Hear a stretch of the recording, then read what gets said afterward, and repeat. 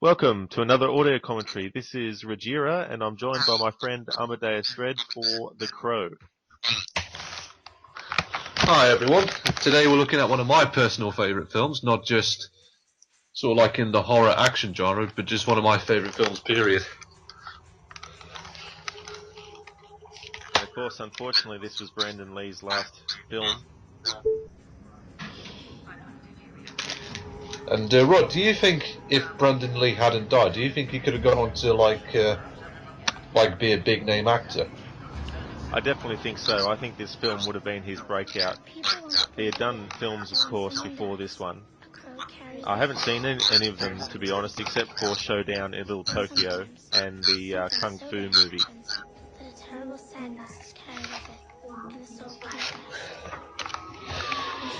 Yeah, I mean, obviously his father was Bruce Lee, who unfortunately also died at a young age. He was only 32, and Brandon Lee was only 28.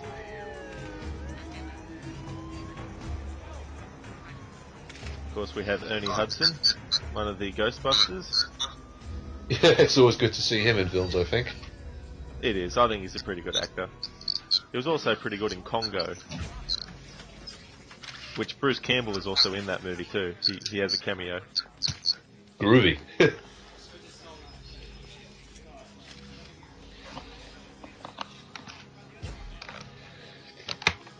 I love the visual style this film has. I think Alex Proyas, he's sort of like a very visual orientated director, like he is on Dark City and iRobot as well.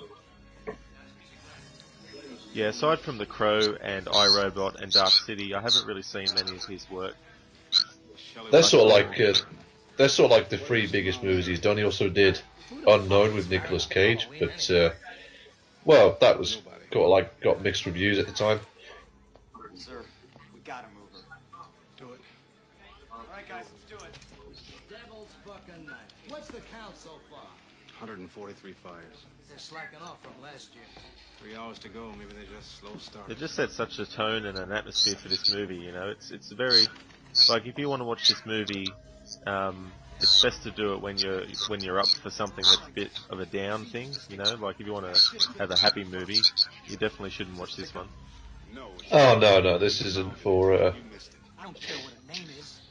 This is definitely a comic book movie for adults. I wasn't a big enough asshole. Come on, let's go. Alright, clear out of here. Of course, we have a crow. Shelly? Stand back here. Where's Eric? Just don't worry about it. Now, this film, of course, Brandon Lee dying was due to complication with one of the guns that they had, and but the thing is, there was also a lot of other production problems that had happened before that. You, Sarah? Yeah. Yeah, look. Your sister? Apparently, they had to cut corners and that for the budget, and certain safety procedures weren't carried out properly as they should have been, and Her and Eric. You lied to her about Eric. Look, I had to. And you're lying to me about Shelly. She's gonna die, isn't she?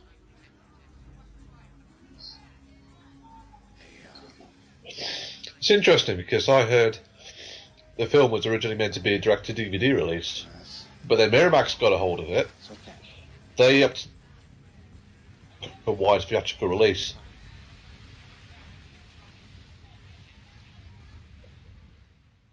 didn't the other sequels, like the other movies, didn't they go direct to DVD? I think the second one came out in theatres, but the ones after that were all direct-to-DVD. A building gets torched. Yeah, I've never seen those What's ones. left is ashes. I used to think that was true about everything. Families, friends, feelings. But now I know that sometimes, if love proves real, two people who are meant to be together, nothing can keep them apart. I love the music by Graham Revell as well. Yeah, I believe he's an Australian composer.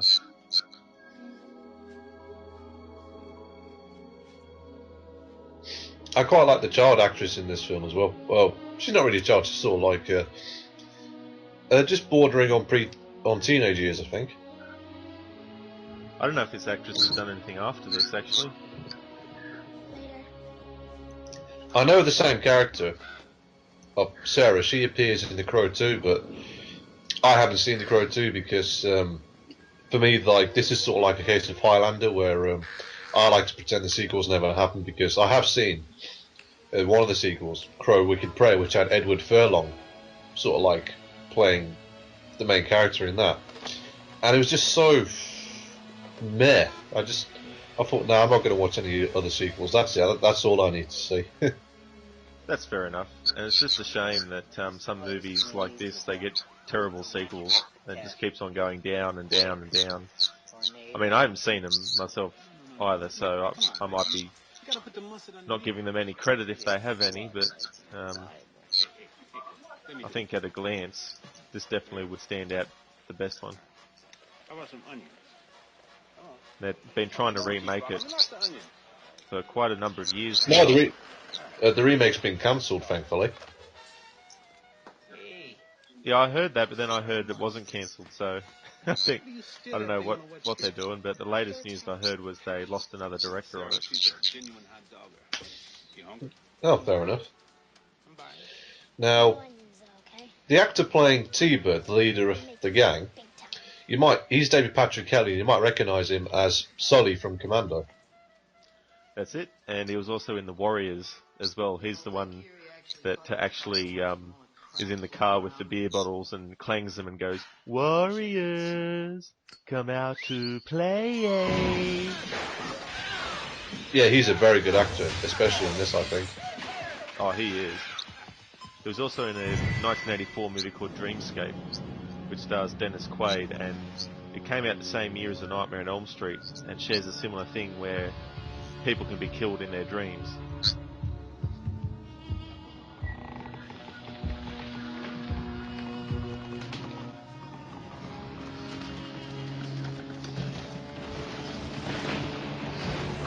Of course, I might this be movie wrong. is a revenge type of movie. And I might be wrong, but this is the only movie I know of where the hero rises from the grave, quite literally, to get his revenge. Yeah.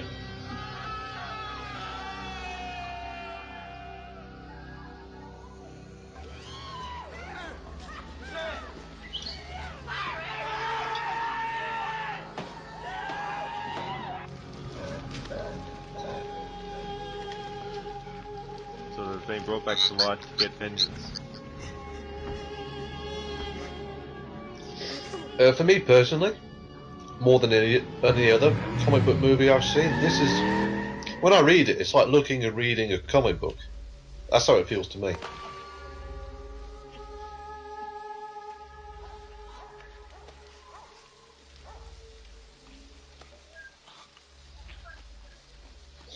And the song they're listening to is a song by Stone Temple Pilots.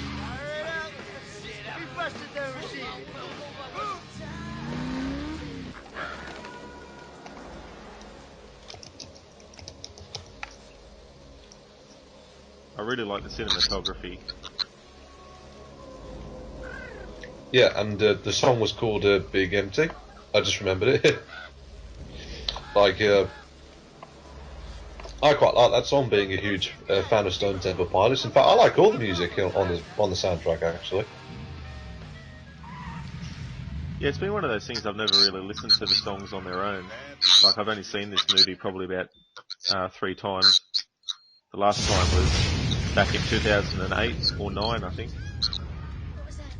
You wait right here. Be careful. Mickey, call him in for me.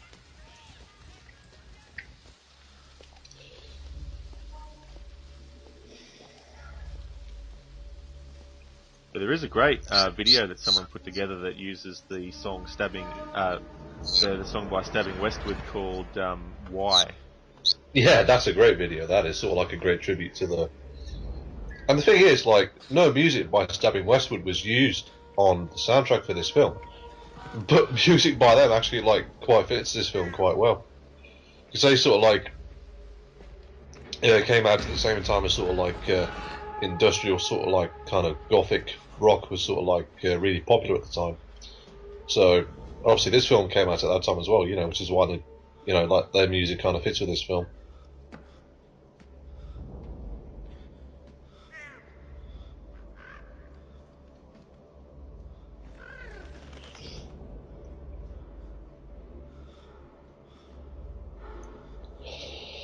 And I love how, like, this film is sort of like told minimally.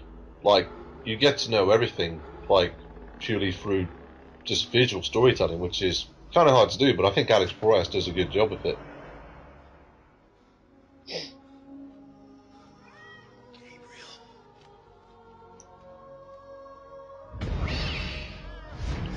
I think this is a very important thing too, that you find out that, you know, he can sort of feel the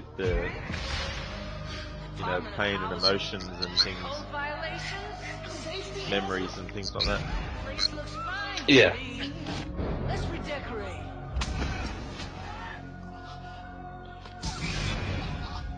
Bash, the devil stood and felt how awful goodness is. Saw virtue in her shade. It's interesting as well because I believe in the graphic novel, Eric and Shelley, like, their car breaks down and they get assaulted by a gang in that way. But obviously in this film, like, they get assaulted and killed in their apartment. No, me first.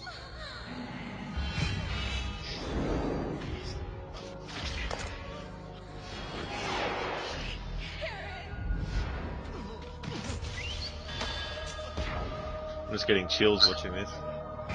Yeah. I think the music certainly helps. Oh, it does. Like, I love, like, gothic orientated haunting scores.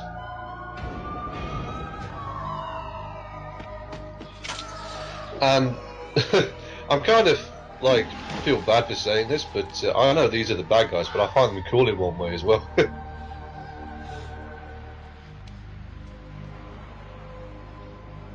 Sort of like, you know, the dialogue between them. That's pretty You cool. tell that, man. Sort of early CG there, when his hands were healed.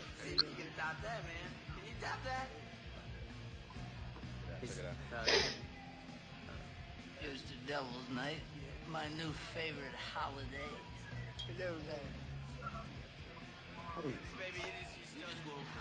Actually, now that you mention it, I can't remember the actor's name, but he's the guy who played Sully in Commando. His name's not coming to me at the moment. Is it David Patrick David. Kelly? It is David Patrick Kelly, yeah. Yeah, he was also in John Wick.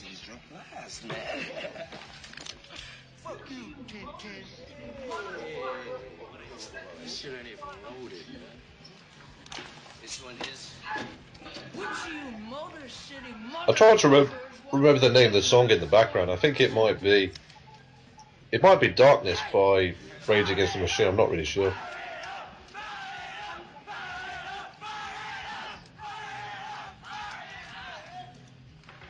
Now, this actress here, she was actually in the movie Warlock, that starred Julian Sands, Richard E. Grant, and Laurie Singer. And she was also in Bad Boys as well. She was the secretary at the police station. Oh, I love this whole scene, like, with Eric getting his memories back, sort of like remembering who he was, and remembering who Shelley was, and what their sort of relationship was, and how that was, like, tragically ended. I love you. It's interesting as well because Sophie Scheid is the actress who plays Shelley. I don't think she had that much acting experience. She was, like, primarily a singer.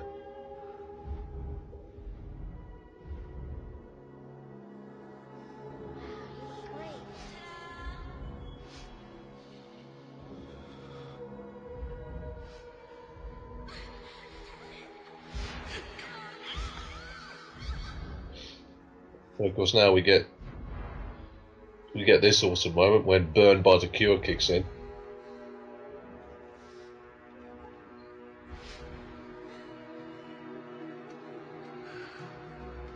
It's interesting as well because the Cure, they only played this song live for the first time. I think it was last year, first time they ever played this song live. Yeah, that's interesting because that's, you know, this movie was a long time ago. Yeah. It's like, it's such a fan favourite. But people like Barbecue. It's like, why have you never played it live? Why have you never played it live? And well, they finally did eventually. Yeah.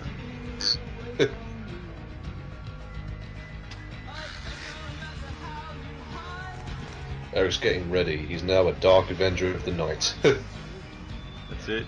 The pale face. Kind of reminds me of Watchmen in one way. And sort of like really dark Batman stories as well.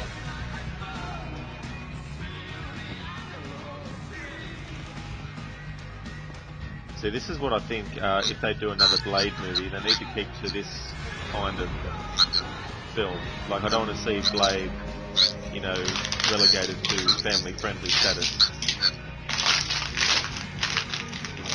No, I think that would be a mistake, but unfortunately with the rights reverted back to Marvel, then they don't take that many creative risks. I have my doubts that it will sort of like be R-rated and whatever, and but you never know, unless they do like a Netflix TV series. Yeah, I think it would best work as a Netflix series, because then they can get away with a lot more stuff. That's why I think Daredevil was so awesome, was because they had a bit of freedom to, you know, show a character who, you know, didn't just tap the villains lightly. Would, you know, torture them in a way.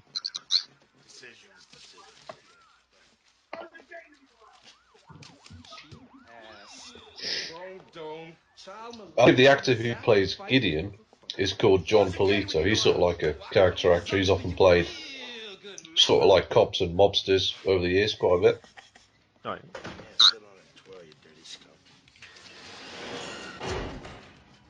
And this song is Dead Souls by 9 Inch Nails.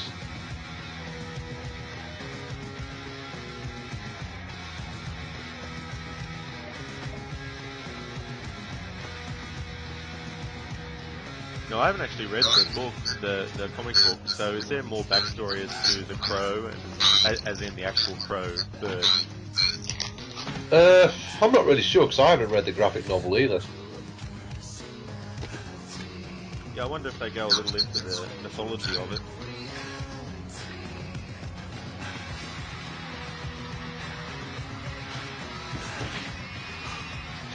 I love the use of music in this film as well. Like the songs do like complement the visuals really well. I think that's possibly because wasn't Proyas a music video director? Yeah, I think he was to start out with. Yeah, I think some music directors can go on to do really good stuff, like David Fincher.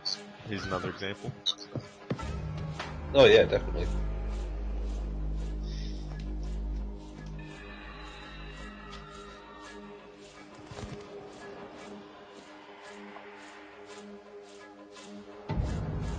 Yeah, so this is also like a dark superhero movie too.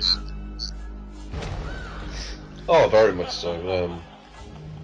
It's sort of like hard hitting, it's gritty. It's very dark and it's sort of like it doesn't mess around either. No.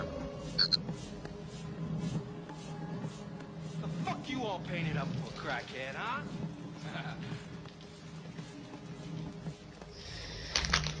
Halloween ain't till mañana.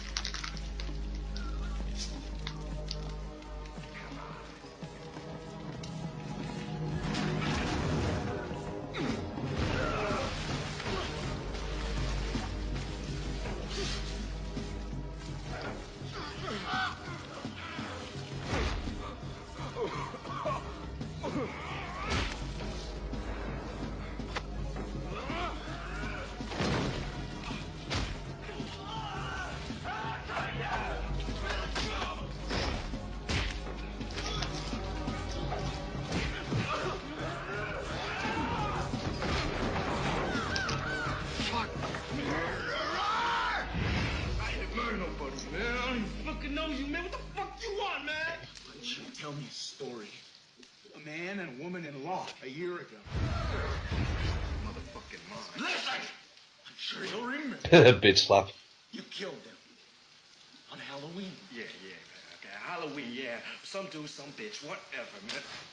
Her name was Shirley. You cut her. You raped her.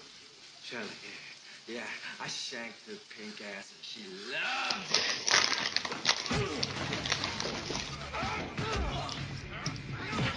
it. Like some say, like X-Men and Blade were the movies that sort of made studios take comic book movies.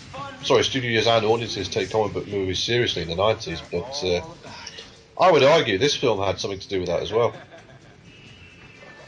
Yeah, I think it did have an effect. Unfortunately, the following year, because I think this was 1994, was it when this came out? It was, yeah. Yeah, the next year you had Batman Forever, and then in '97 you had Batman and Robin. And I do think Batman and Robin is the worst. Like Batman Forever is a good Batman movie in my opinion. So yeah, I think Batman and Robin sort of did a bit of damage.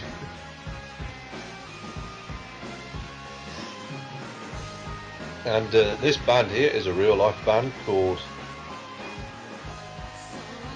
I think they're called Violent Femmes.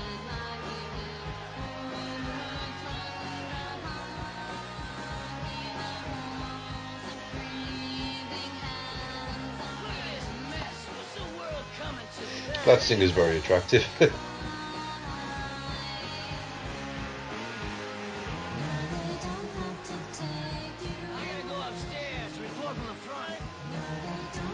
David Patrick Kelly is a good character actor, and he really plays bad guys well too.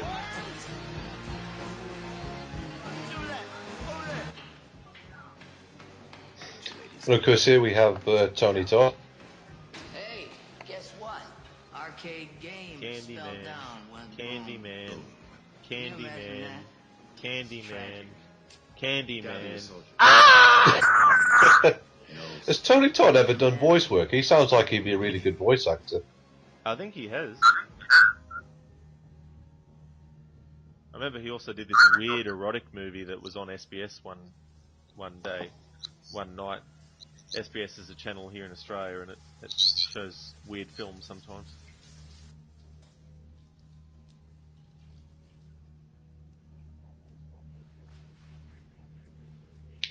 I'm sorry, the name of the band are actually called Medicine, and the song was called Time Baby 2.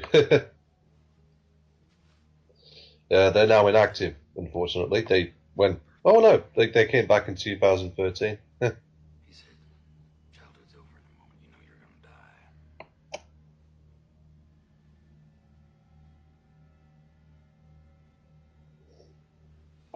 Now this actor here, I've seen him in a few things, but the only other one I remember is Alien Resurrection.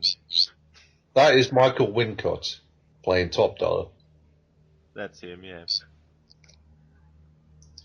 In my opinion, you could sort of like see this is what the Batman movies should have been like at the time. I love her eyes. Pretty.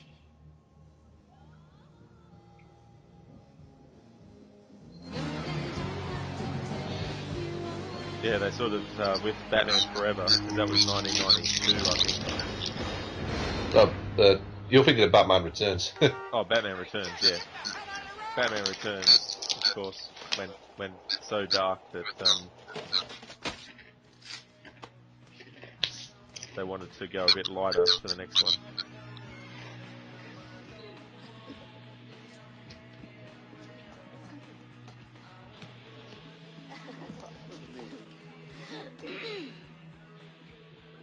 Told you to stay out of here. So, I guess you're not going to be home till a lot later, huh, Darla? She's busy. And the actor playing Fun Boy is Michael Massey, I don't have any dollars. and I also recognise him playing the main villain of Series 1 of 24, Somebody already bought me dinner. The police. or one of the main villains anyway.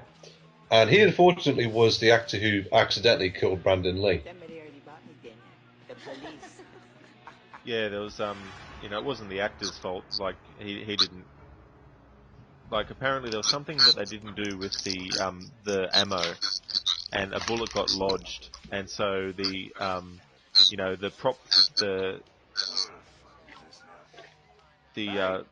whatever they call it, who controls all the guns and all, the armorer.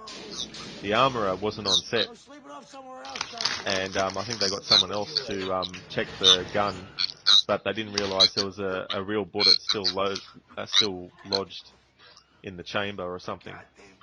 And then when the actor shot it, it wasn't a blank; it was the actual bullet. Oh right.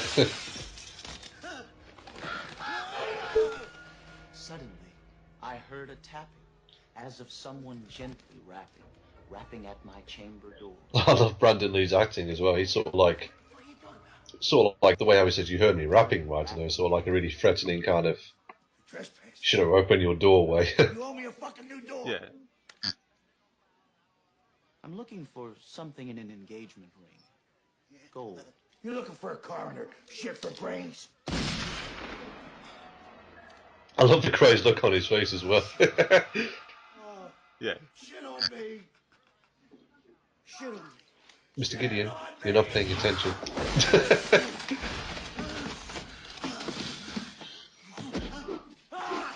Mr. Gideon, I'm not paying attention.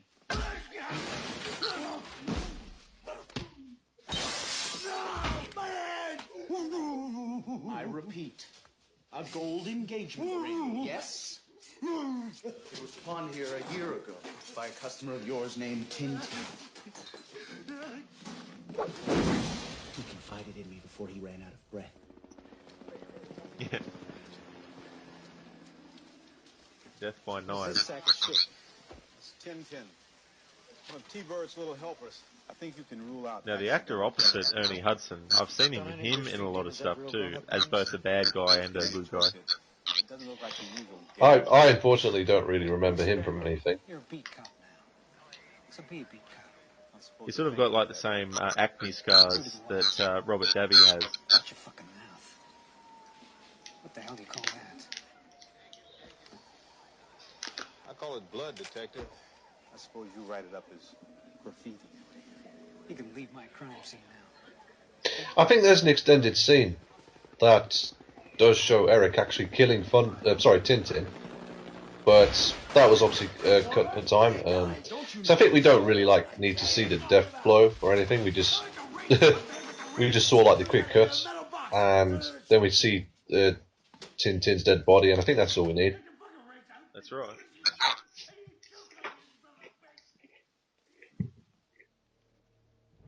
Look, it goes up to the attic.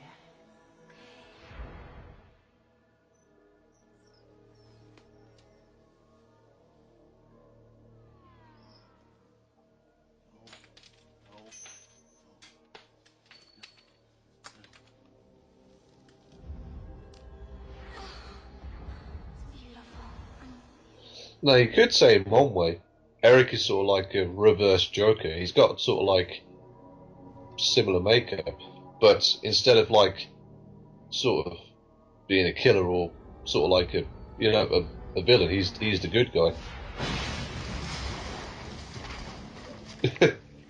Yeah, I just love how Gideon was like, take anything you want, take anything, and Eric's like, thank you. Look, man, take anything you want. Thank you. Take anything! Now you're gonna tell me where to find the rest of Tintin's little party pals. Don't forget, they all hang out at the pit. He works Fun boy, he lives there upstairs, all right? Fun boy. Jolly Club. Jolly pirate nickname. Hold still. Which one of these? Yeah, would you say Eric is sort of like the anti-Joker, Rod? Well, I mean, he's not psychotic or anything like that, and as you pointed out, he's not he is killing, but he's killing for, retribution and revenge. That's not misguided revenge, you know what I mean? And, yeah, he's more like a Dark Avenger type. They're gonna erase your sorry ass! Yeah, also I love that line. Is that gasoline I smell? Yeah. Is that gasoline I smell? No, man. No! Gideon's not having a very good day. Oh, no.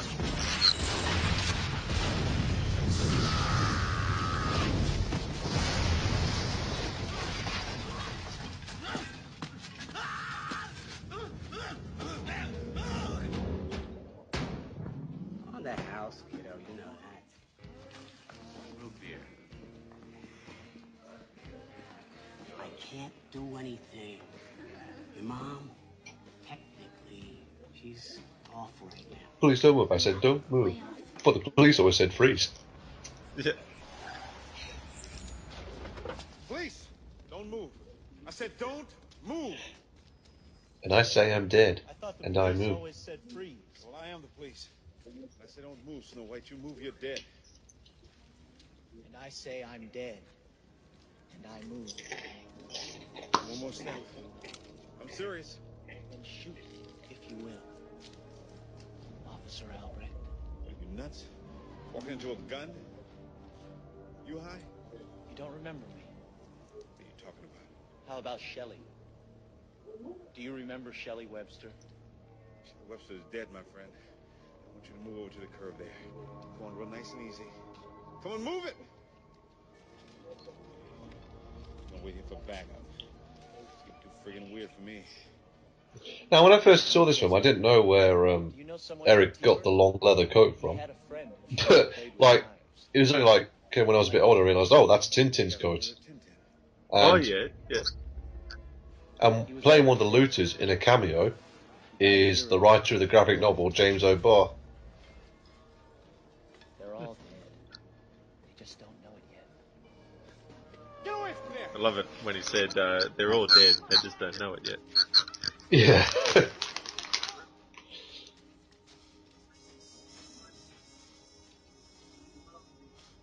Oh, great. Great. Guy shows up looking like a mime from hell and you lose him right out in the open. Well, at least he didn't do that. Walking against the wind, shit, I hate that. I believe the actress who plays is called Bei Ling, I think. I can't remember the name of her character, though. Oh, so that's her, is it? Yeah. I didn't recognise her. I know of her.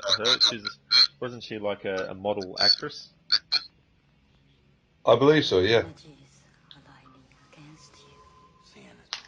Micah is the name of her character. And I think Michael Wincott, he always plays a good bad guy.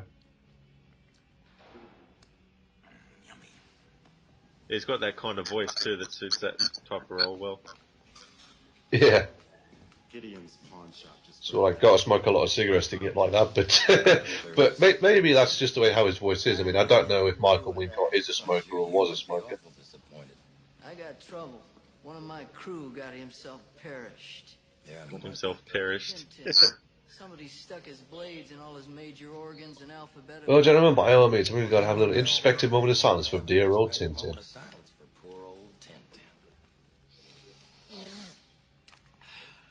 working for me tomorrow night, right? Whatever you say, I can do. Good. That's very reassuring. I still ain't heard the story on why Gideon's burned down. Is that a natural catastrophe or act of God or something? Call it my need to know. And I like the line of, no one cleared this little event with me, because that's all that gives you a clue that Top Dollar is sort of like in charge for the crime in this city. Yeah, he's like the kingpin. Yeah.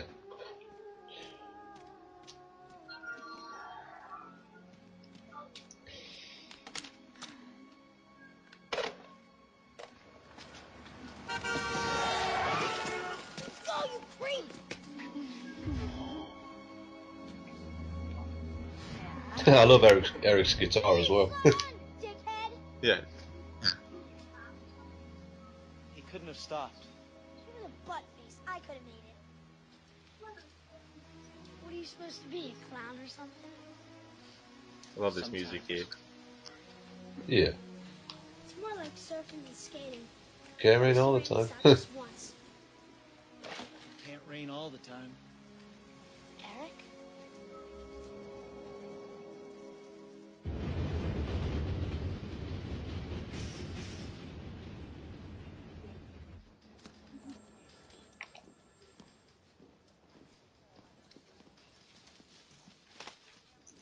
Don't thank me. Are we fighting the good fight? Double homicide a year ago. No convictions. Hey, look at that. We, the undersigned tenants of 1929 Calderon Court Apartments. What is this petition? Big kick me sign for a very nice girl who found herself a cause in a cause.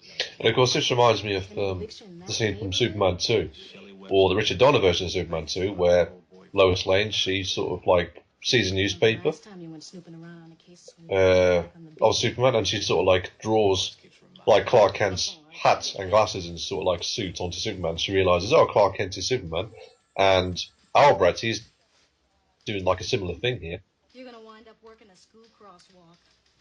Yeah, that's an interesting idea, actually, to do this, and it is funny that you mentioned that it was in Superman 2 as well, in Donna's cut. Yeah. I owe you one. Yeah, right. Yeah, I mean, Albert is sort of like, you know, the type of character to sort of like instinctively pick up on that kind of thing. And you could say he's like Eric's sort of Jim Gordon. Oh, yeah. And this song is Golgotha Tenement Blues by Machines of Loving Grace.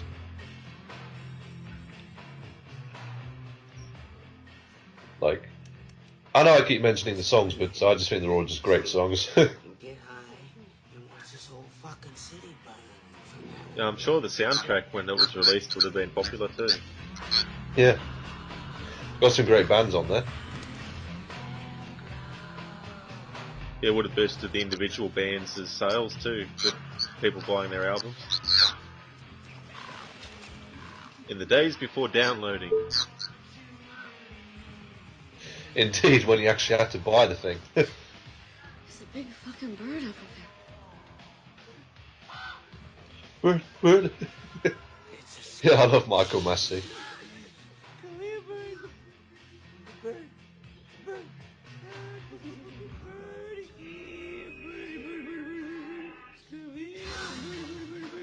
Hello?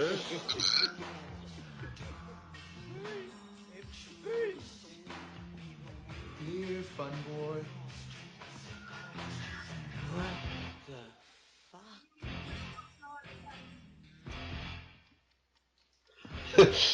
And it's funny to think as well that like the character of Fun Boy, he's like stoned on heroin right now as well. Yeah.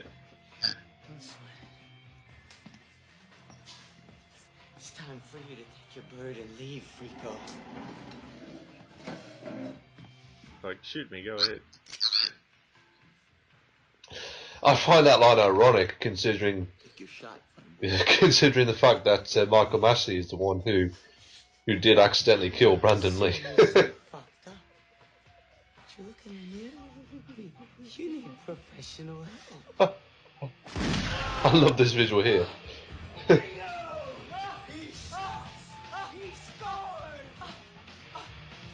Jesus Christ.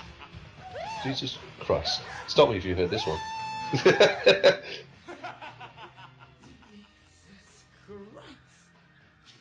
Christ. Stop me if you heard this one. Jesus Christ walks into a hotel. Don't you ever fucking die. He hands the innkeeper 3 nails. Don't you ever fucking die? You put me up for the night? And I love how like Fun Boy's just like, look what you've done to my sheets. Yeah. Look what you've done to my sheets.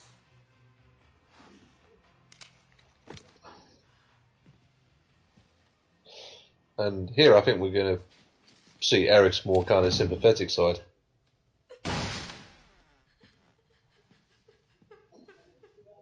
Yeah, I mean, too, like, this woman hasn't done anything wrong to, like, to him, so... I think if he was just, you know, gonna kill her, too, just for being with this guy, I think that would have been obviously against what this character was being. Yeah.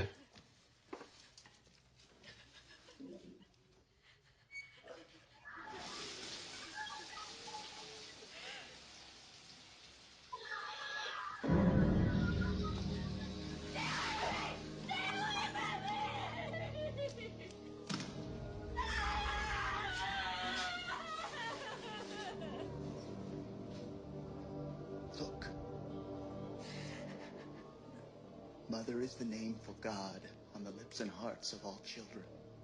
Do you understand? Morphine is bad for you.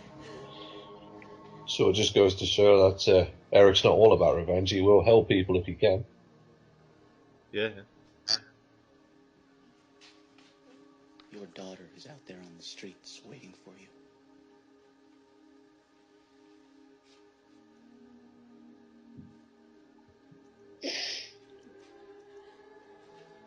And I believe there's a deleted scene where, at this point, Eric and Funboy, they have a fight scene. And we see in full Eric killing off Funboy. But that was cut out for time, and I don't think we need to see that, to be honest. Yeah, I mean, I think it works fine without it. It's just something extra if you wanted to see it. If I wanted ice, I On would its ask own. for ice. Now fill it up. Oh, I love the song in the background. One of my favourite songs on the soundtrack, Milk Toast by Helmet. All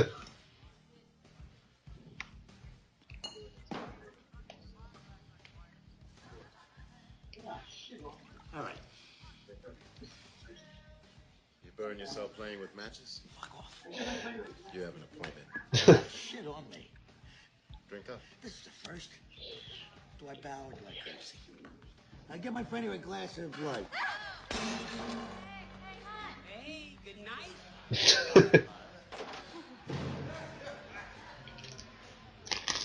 stay put.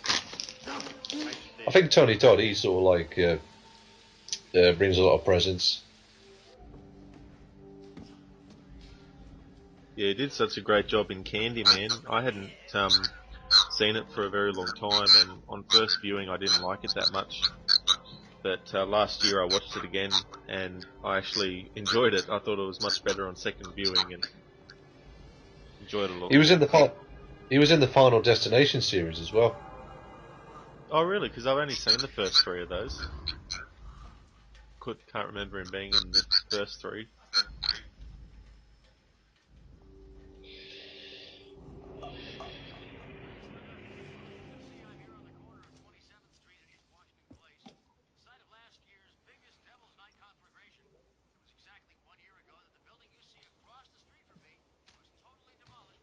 Breeze.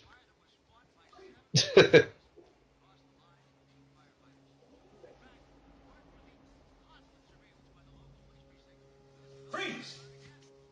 Don't ever do that, man. He's still got his hat on. Yeah. Even Eric points this out.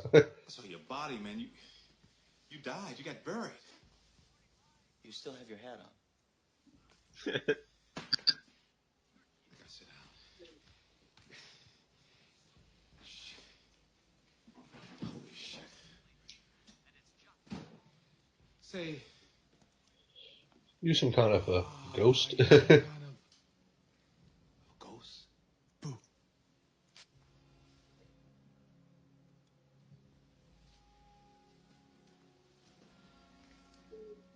I don't know what I am.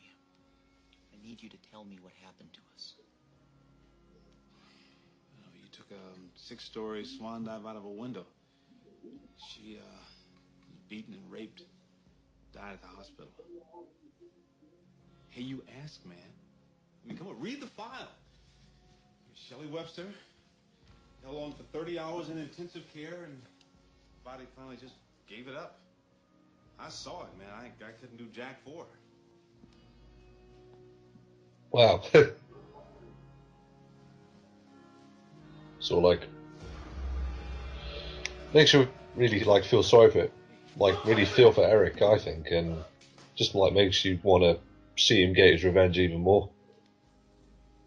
Oh yeah, and this of course sets up something that's used later in the film as well.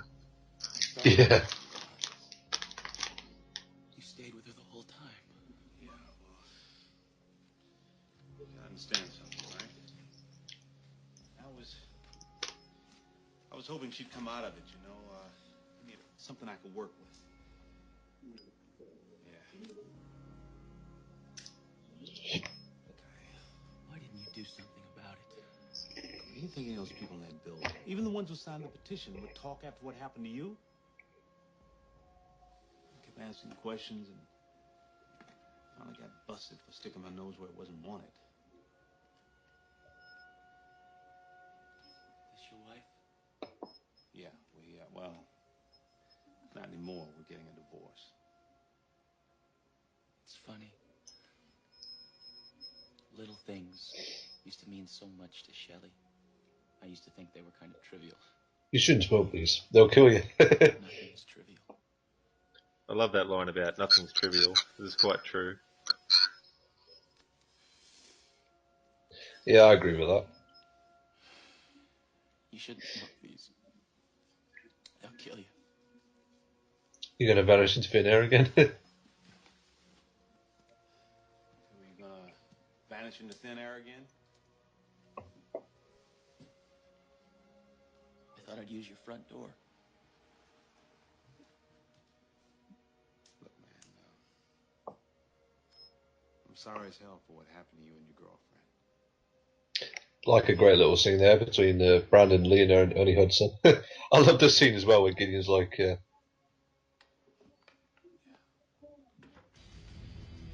other than that, my day sucked. I watched the bullet hole close by itself. And my business gets blown up real good. Other than that, my day sucked.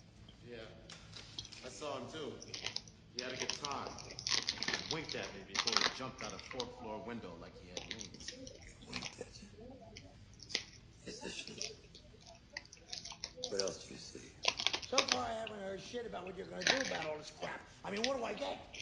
My livelihood, it got flushed away and went swirling. You ain't lost everything. Yeah. Maybe you're not such a big shotty. Oh, Jesus. Fair enough. An eyeball. Say hello to the last fellow who wouldn't cooperate. Like Gideon said to Top Dollar, well, maybe you're not such a big shot anymore. And it's like, well, I wouldn't have said that. Yeah. Not to that guy. Especially with what equipment he's got there. Yeah, I see. One of the most important things I learned from my sister. My father's daughter. Oh dear. My father's daughter. That's right. What's the matter? You don't see the resemblance? Now let's take it from the top, friend. A lot of detail. What do you say? He had a burglar. Nearly pecked my face off. He told me to tell T-Bird that death was on its way, whatever the fuck that means. And Draven. He said his name was Eric Draven. Want to relax that thing now? And this bird man, he just happened to let you live, huh? You're sure you ain't making all of this up just to save your own ass? I ain't making all this up. I ain't twisted like you two fucks. Okay, I'll let you go. Yeah. Boy and his bird. But nah. Touching.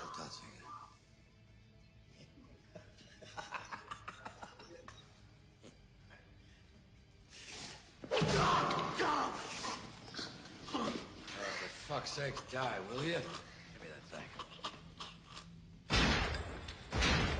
That'll do it. Thanks. Fun Boy said he saw a blackbird too.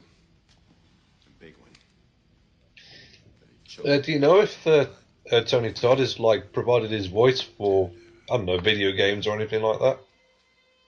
Oh, it's quite possible.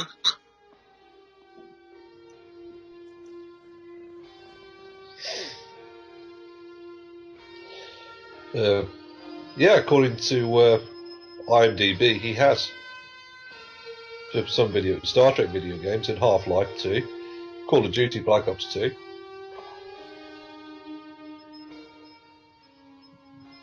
Yeah, I've never played any of those ones.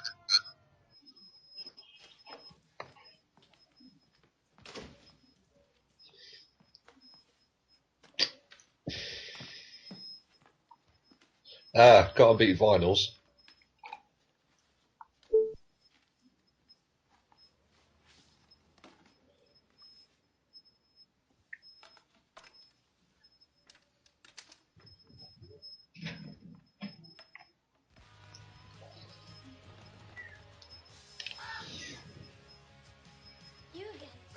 I like it how the crow is sort of like his eyes and ears.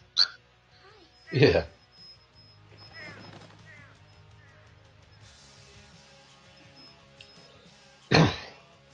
I think out of all the gang members who get killed off, T-Bird gets it the worst.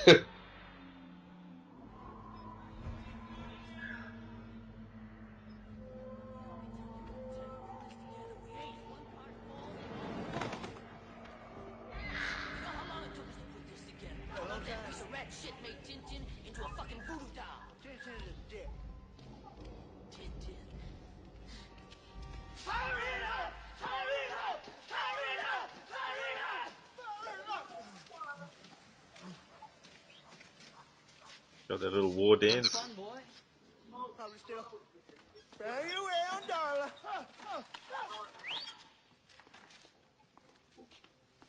Smokes and road beers. Be quick. I'm on it.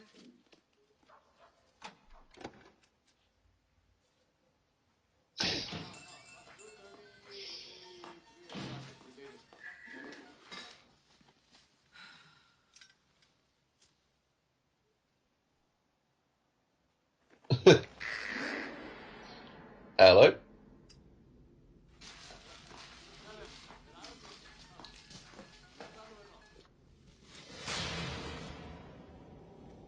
What the fuck are you supposed to be, man? Drive. I'm your passenger.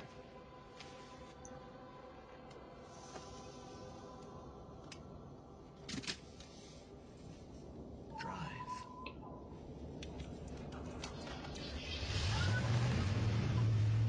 Oh, this happy horse shit.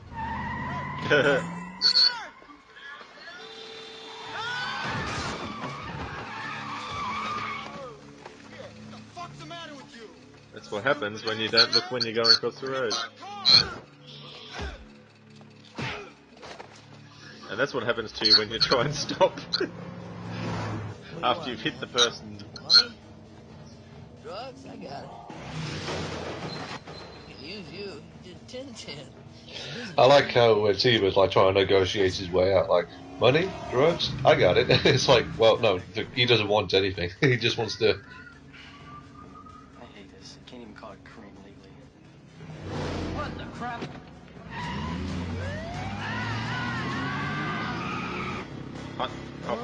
Look. Making us popular when I flash it's like... I love the way how the cop screams going, ah! Yeah, that would hurt like crazy. Like, I think Alex Proyas, he sort of like does sort of like put in a lot of like natural funny moments in this. He does, yeah. There's quite a few good funny moments in it.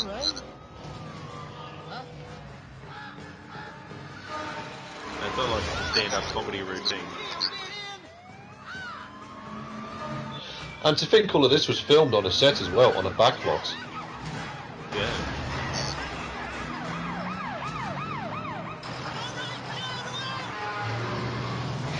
That's one of the things I love about movies, how they can film in the same studios section and make it look so different. Oh, shit! Goddamn farm cars!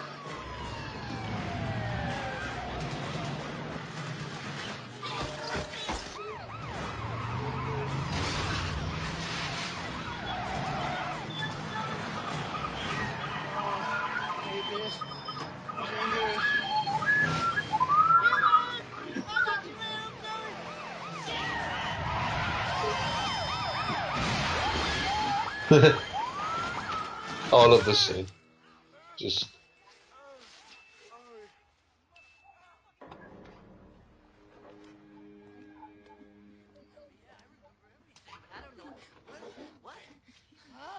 What are you talking about?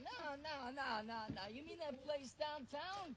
Yeah, I remember her. We needed to put some fear into that little lady. She wasn't going along with our tenant relocation program. Her idiot boyfriend shows up and turns a simple sweep and clear into a total clusterfuck. Who gives a shit? It's ancient history. Why? What do you want? Like, I think David Patrick Kelly just acts this scene pitch perfect. Speak! He does. Did you send us It's like, these complaints? no, I knew you. Come here. Abashed, the devil stood, Does it get But you you ain't you. sweating? It's like judgment has come. I knew you. But you ain't you. You can't be you. We put you through the window. There ain't no coming back. That is a genuinely frightened man. Real world. Oh yeah. Coming back. We killed your dad. There ain't no. It's like, do you think the director wants us to feel sorry for him, or? There ain't no coming back. There ain't no coming back. Oh, I don't know really. I mean, Because I don't. you know, it doesn't seem to be something that was what he intended. How awful goodness. I love how Eric just waves at him as well, waves him goodbye with his 2 fingers. Yeah.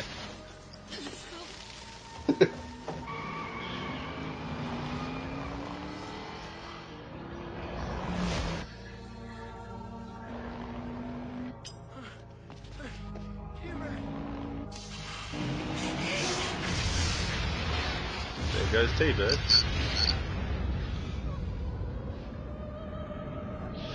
And of course this visual with the fiery crow, that was nicked by the movie Daredevil for the fiery double D. Yeah, I'm sure a lot of movies also took it too.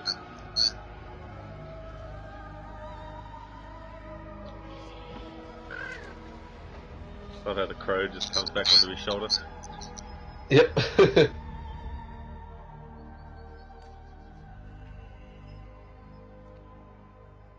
Empty grave.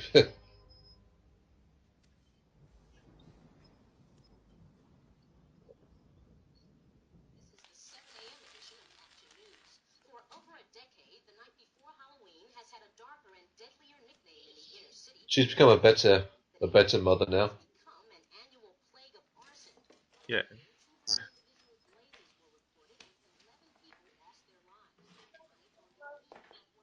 But of course Sarah's like thinking, what is going on? Well, yeah, I mean, she's been so used to it being one way. I can't remember. What are you doing? I don't even like eggs. Wait, you loved eggs. Yeah, when I was 5. So what do you want now? Black coffee and cigarettes? So what did you take to become Mother of the Year? Oh, it wasn't drugs. Someone kind of woke me up. Who? Oh, it was nuts. You're acting weird. Did you win the lottery or something, Darla? Oh, forget it. I never was too good at this mommy shit. Oh. Crazy. I like them crazy. Mom.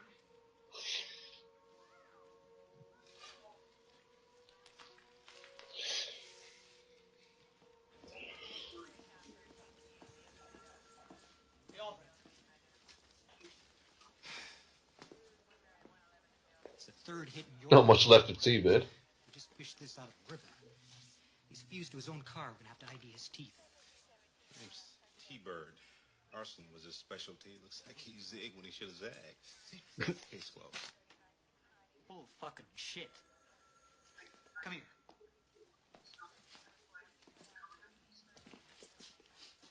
You're holding out on me. I got a goddamn vigilante killer knocking off scumbags left and right, and you're covering up for somebody. Who's the cartoon character in the painted face? Hey, you're the detective. Why don't you tell me? Okay. Gideon's blows all to hell, and you're having a chit-chat with some weirdo who winds up in Deepert's car when it zigs instead of zags. Then you steal one of my case files from homicide, and you're saying this is just a fucking automobile accident? Come on! Yeah. Good speech, though. I didn't want to interrupt you. It sounded good. You gotta write that shit down. All right, smartass. The captain's got a little love in the way. Misconduct. Welcome to the first day of the rest of your suspension. Suspension? For what? Misconduct. Yeah, give me the lab.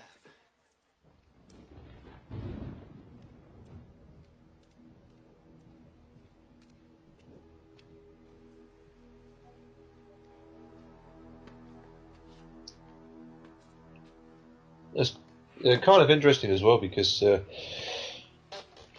this is one of the scenes where they Brandon Lee did like the full movie, but Yeah, for this scene they had to use a body double because unfortunately Brandon Lee had passed away by this point.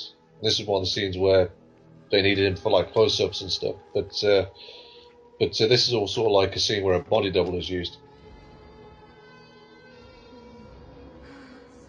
Yeah, I do remember reading too. They did some slight CG things in some parts too,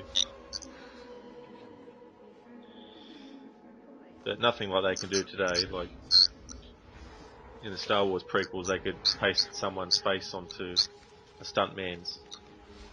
Like Christopher Lee's face was CG'd onto a stuntman's face in the fight scenes in Attack of the Clones and Revenge of the Sith.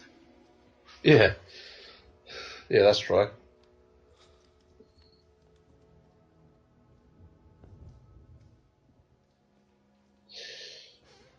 But in the scene where you see like Eric going out the window, they did like put Brandon Lee's face onto a stuntman's face for that as well.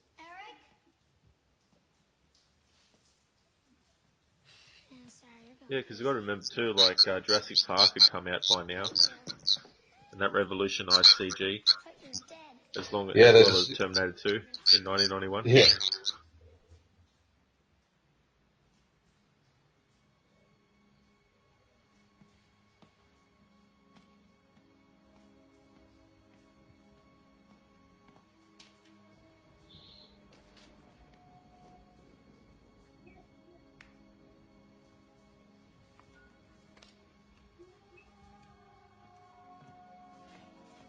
I knew it was you. Even with the makeup.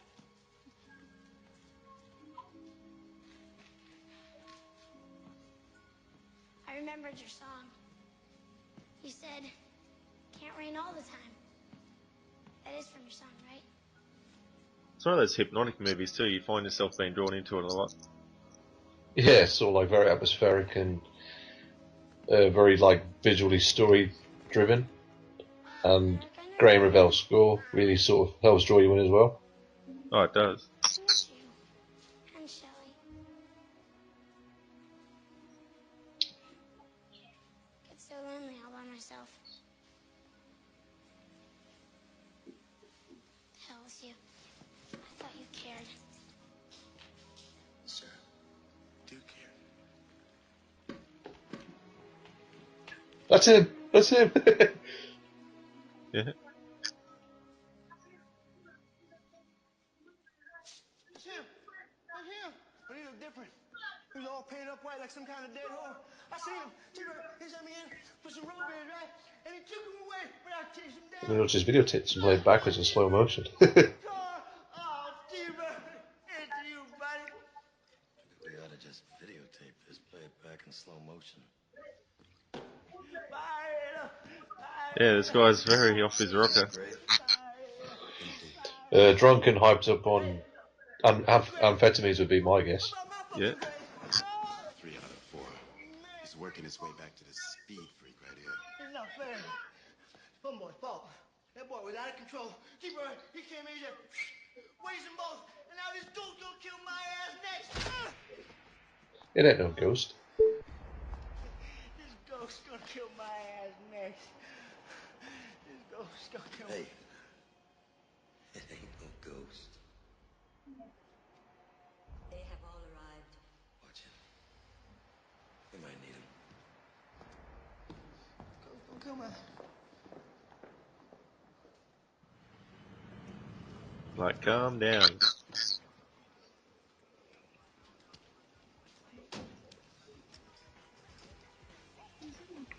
He like his flannel with onions. Fine. Don't talk to me.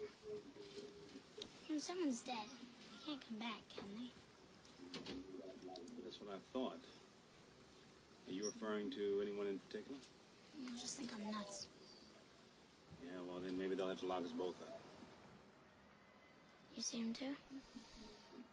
I saw somebody. Maybe it was your fairy godfather. Eric didn't come back for me. Like, I love this like scene on top of the roof as well, playing the guitar. Yeah. You want a friend to walk in? I think Brandon Lee actually did record a guitar solo for this film. Cool.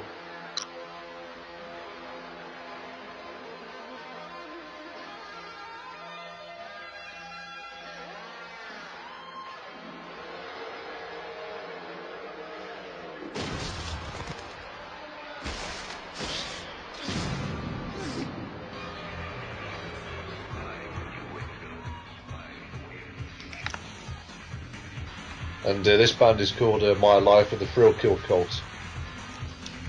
They're still around? I believe so, yeah.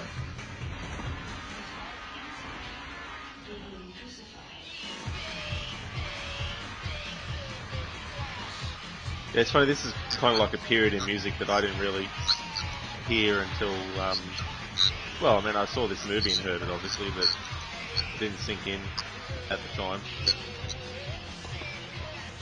Because when this came out, I was only about 10.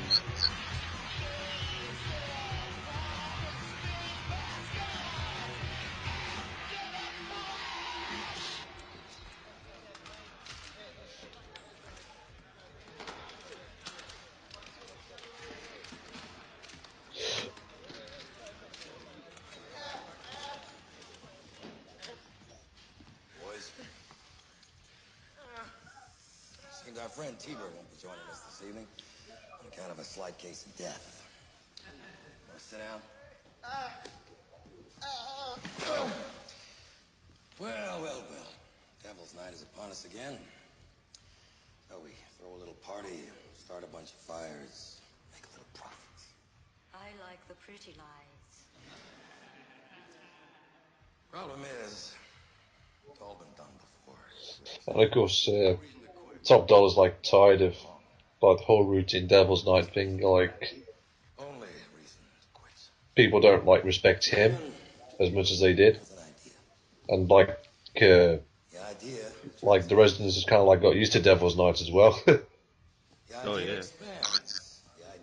Actually, that guy that was in the Sunnies that spoke to him, he's Jeff Amada.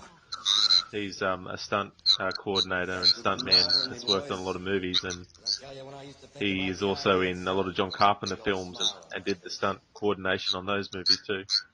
I think his first Carpenter film was Big Trouble in Little China. He actually plays one of the gang members too.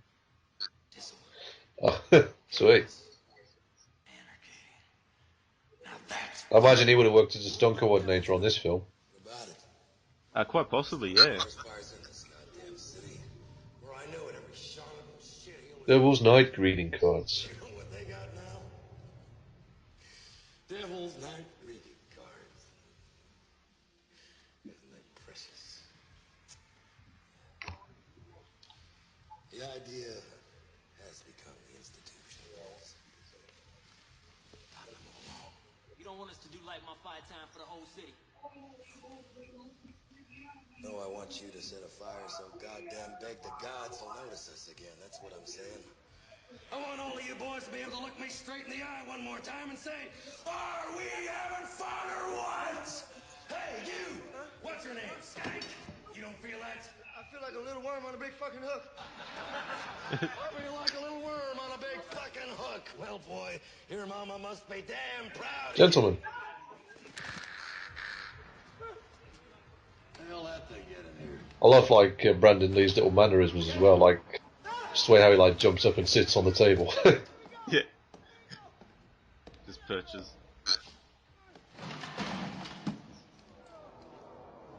You're him, huh? The Avenger. The killer of killers. Nice outfit. Not sure about his face, though. I just want him. Well, you can have him.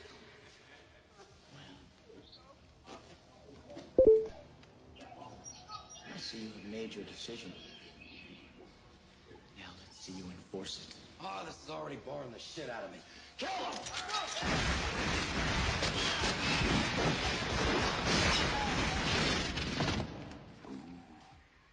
That had to hurt.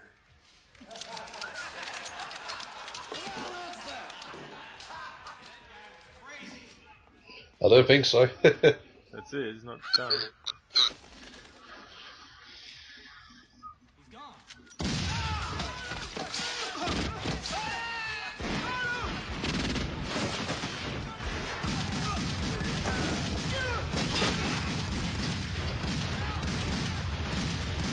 He's like a Terminator. He just can't be stopped. That's right. And to think Brandon Lee did all of his own stunts as well.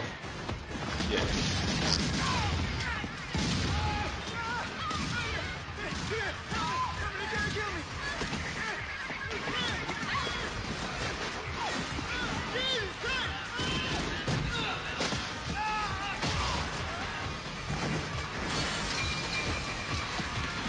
Ooh. Visually, this reminds me of Sin City in some ways as well. Oh yeah. I'll have to watch that again. I've only seen it once.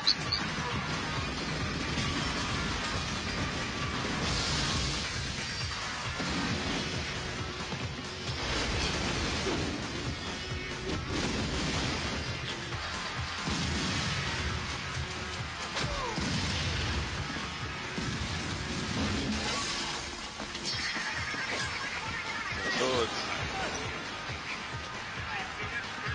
And he's got one.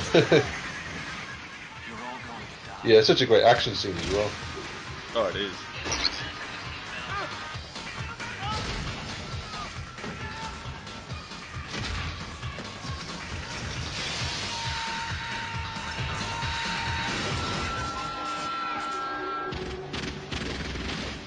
Dance is over.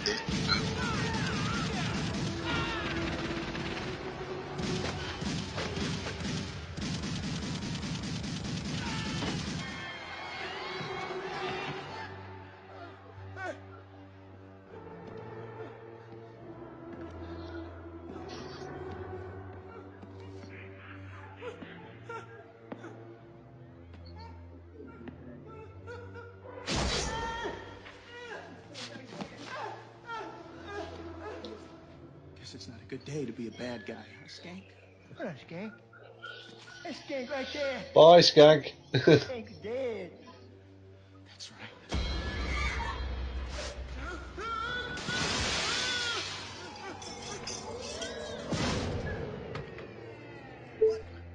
You got skanked. That's all she wrote. Move and we shoot.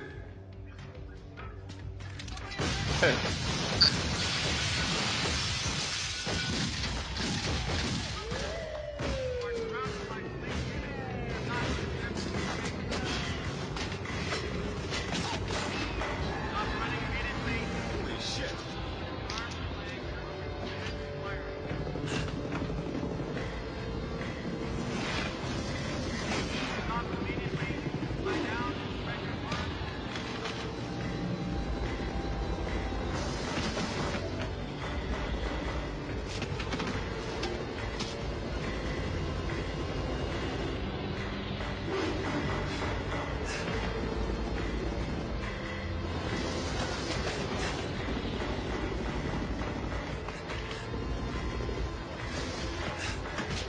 This is like the scene where Eric jumps off the building and lands on the trash pile. That's considered one of the best stunts in history. Cool.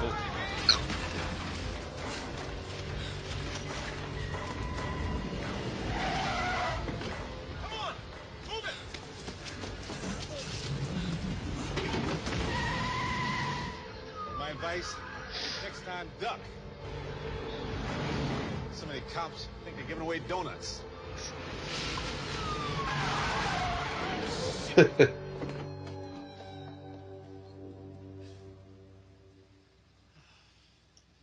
knew you were gonna do that. I knew you were going to do that. The city ought to be in flames by now. Sky ought to be red. It's not quite over yet. No. Late, great Eric Draven. He has power, but it is power you can take from him. I like him already. The crow is his link between the land of the living and the realm of the dead. So kill the crow and destroy the man. That's the thing, of course, about any kind of character that's like got supernatural powers. There's always some weakness that the villains can exploit once they find out about what it is. Yeah, pretty much.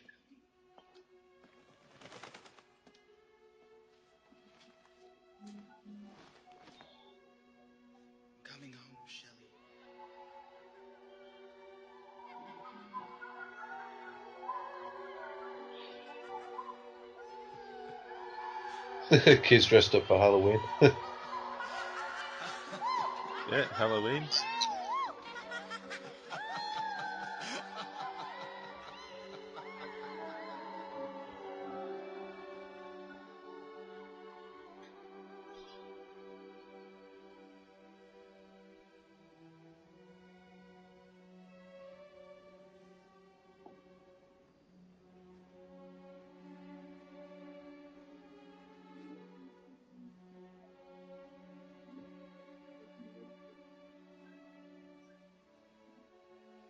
You're gonna say I shouldn't be in a cemetery in the middle of the night, right? Safest place in the world to be. It's because everybody's dead. Sort of like a bit of a heart-touching scene between Shelley and... Sorry, not Shelley, Sarah and Eric. Oh, it is for sure. You're just gonna have to forgive me for that. And you're never coming back.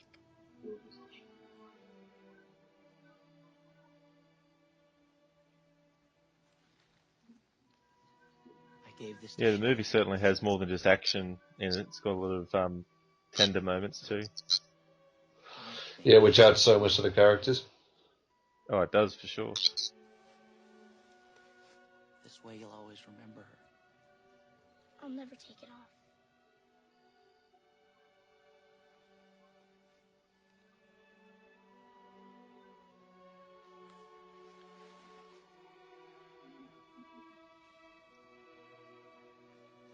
I wonder if they ever released a score soundtrack, you know, without songs from the movie on it.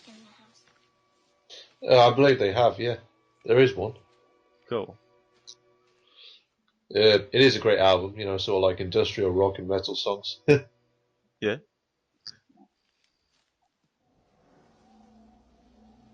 Yeah, I've listened to it a couple of times. Cool.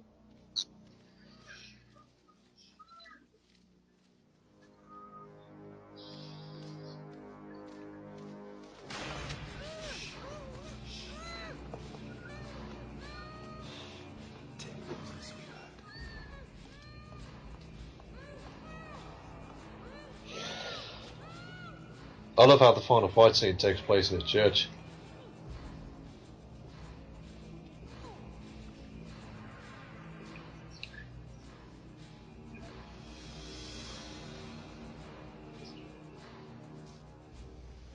What is that, some sort of suit? Just keep it for good luck, what do you say?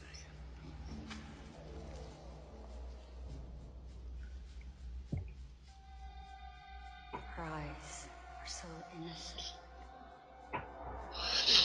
Now, there was a scene that was cut up with a character named, I think he was called the Cowboy, where he sort of like appears on the church steps and tells Eric, oh, you don't have any powers anymore because you killed all the bad guys, but they cut that out because they thought it would make more sense if Eric's powers are just purely connected to the Crow. Yeah. Oh, that does make more sense for sure. I can see why they'd cut that out. I didn't know that about Yeah. that. I mean, there's a deleted scene with it, and like the cowboy, he looks kind of cool, but and like, but apparently, like on the actor who played the cowboy, like his makeup took ages to like put on, but obviously that scene was cut for time and you know for story continuity reasons. Like, but imagine being that actor though, like he put so much effort into the role and like had all those hours of makeup put on and only to have like your part cut out. Yeah, ultimately they're just on the cutting room floor. That's happened to a lot of actors in movies too. And not just for ones that have, you know, been cameos or you know, walk-on roles. There's also been people who've had an actual role in a film that was going to be a bit bigger, but they got cut and then got cut out completely.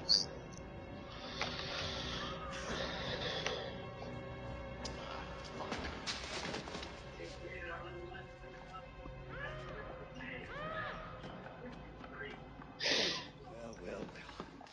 It seems to me that our little life has undergone a rather significant change in the past few minutes now. Wouldn't you agree?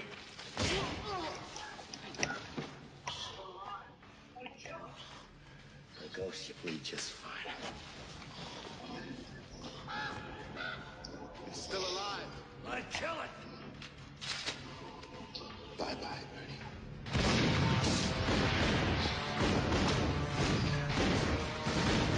Of course, I didn't count on Ernie Hudson turning up. Ernie Hudson to the rescue.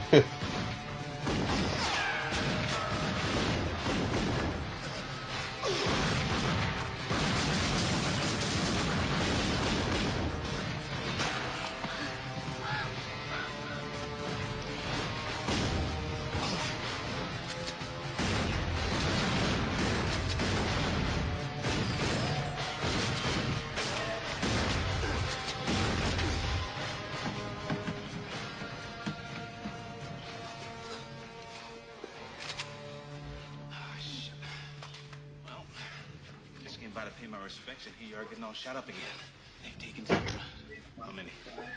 2 more. I can handle it. Don't worry. I'm not worried. Here's the plan. You stay in front. When they run out of ammo, I'll arrest them. That sounds like a great plan. Bob. You're bleeding all over the place. I thought, you were invincible. I was. I'm not anymore. I guess you really will need my help, won't you? Come on.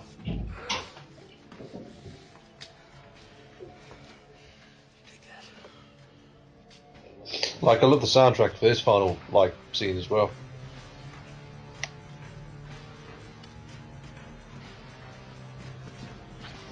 It's quite cool.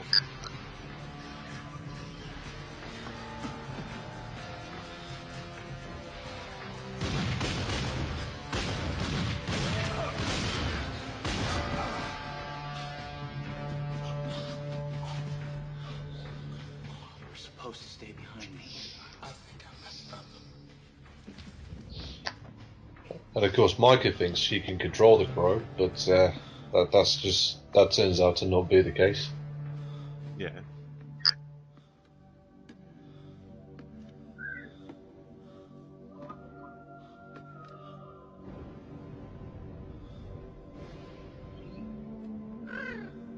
This is all the power you ever had.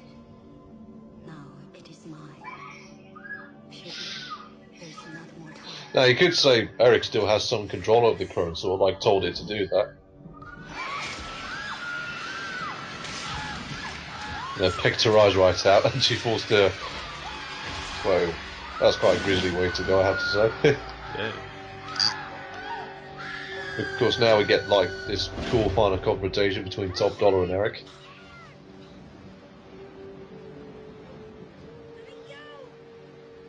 It's quite fitting to have the rain.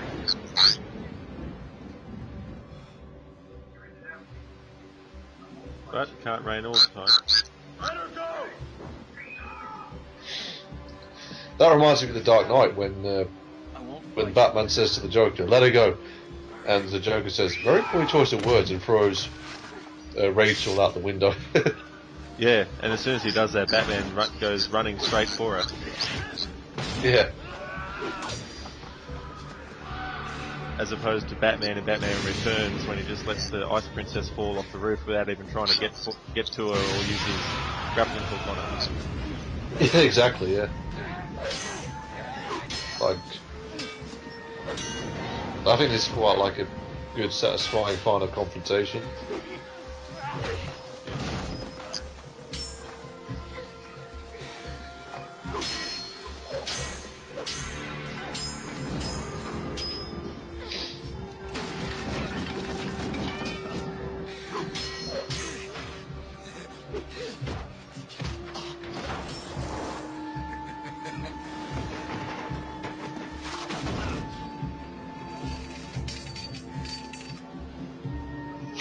Ooh. Right through the back. Yeah.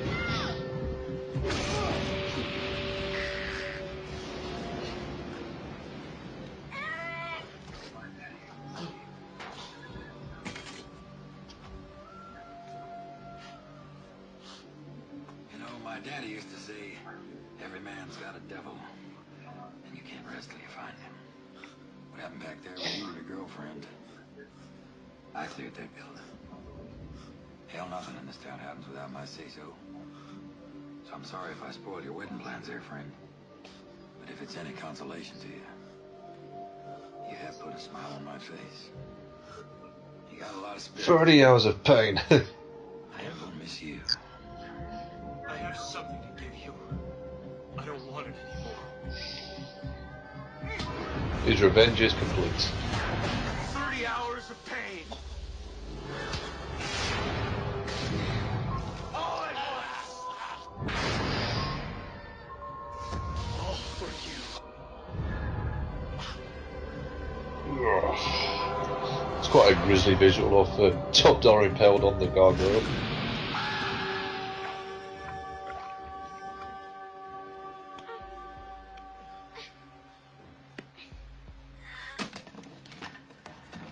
Yeah, well, that's the path he went on.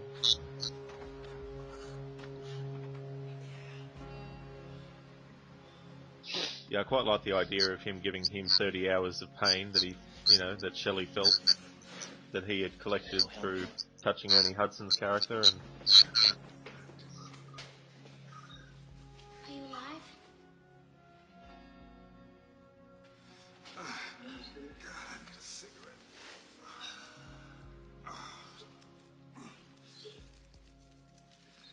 Everybody else dead? You helped me. What you kept in here saved me. Thanks. I'm quitting as of right now. yeah.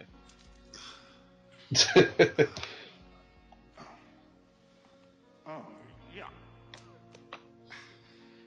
I'm quitting as of now. If I live.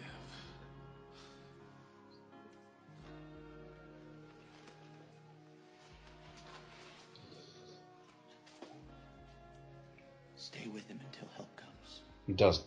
Be okay, right? Eric? He does that a lot.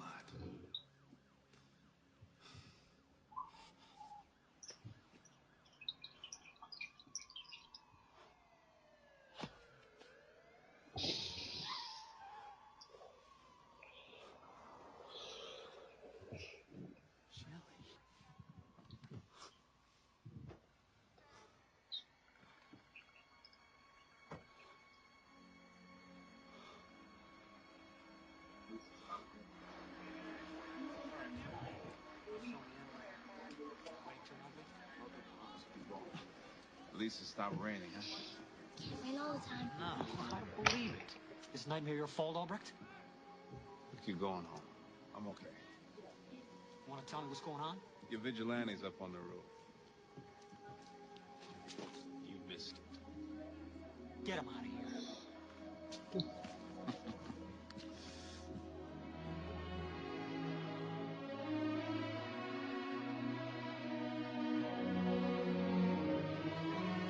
Of course, now Eric can finally rest, as it were. That's true.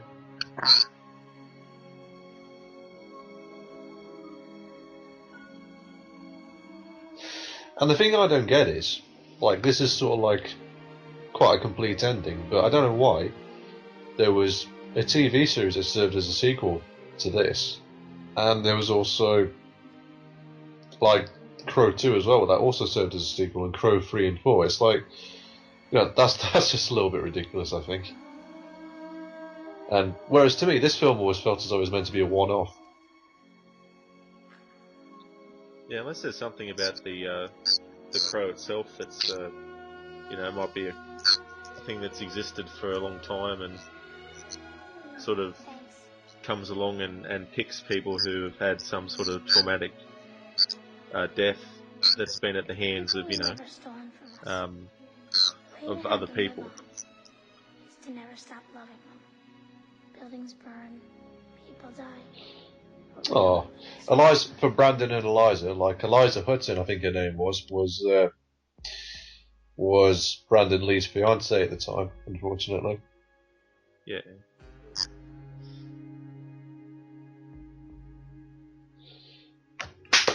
I'm just going to give that a bit of a standing ovation because I love that film. Oh, it's a great movie. So, like, for me, it's what kind of like comic book movies that I love, sort of like dark and sort of for adults and got a good story and characters. Yeah, I think we still need them every once in a while to balance things out.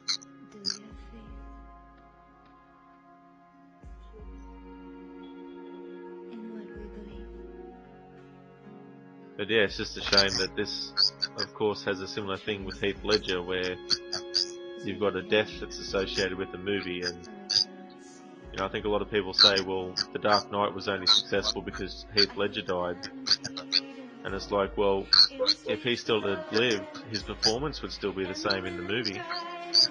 It wouldn't have changed the movie, so I think the same applies for this movie too. Now, even if Brandon Lee had survived, it still would have been good. The only difference was if Brandon Lee saw like done every scene, there would have just been a couple of more. I think just a couple of more close-ups of his face, but that would have been about it, really. Yeah.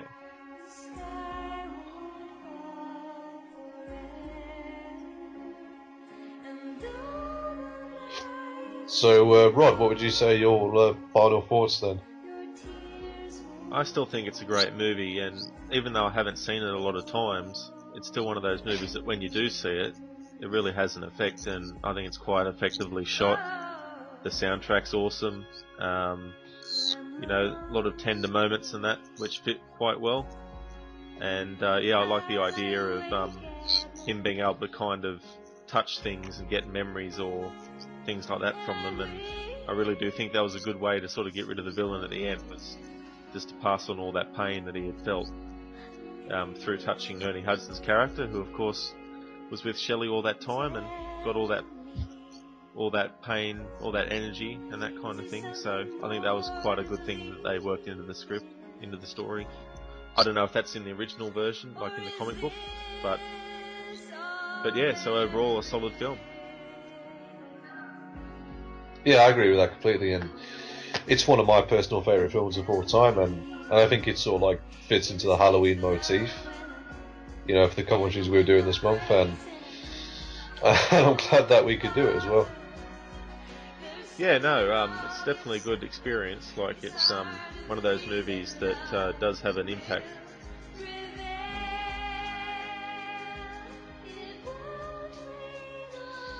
Yep, I would give it a 5 out of 5. It's just, even though it was made in 1994, it still holds up amazingly well. It does, and I do hope we get more superhero movies or comic book based films that are like this one. Oh yeah, definitely. And well, I think that about wraps up today's commentary. Thanks everyone for listening, and we'll catch you on the next one. Yep, thanks for listening. Can't wait to see you for the next one. Adios. See ya.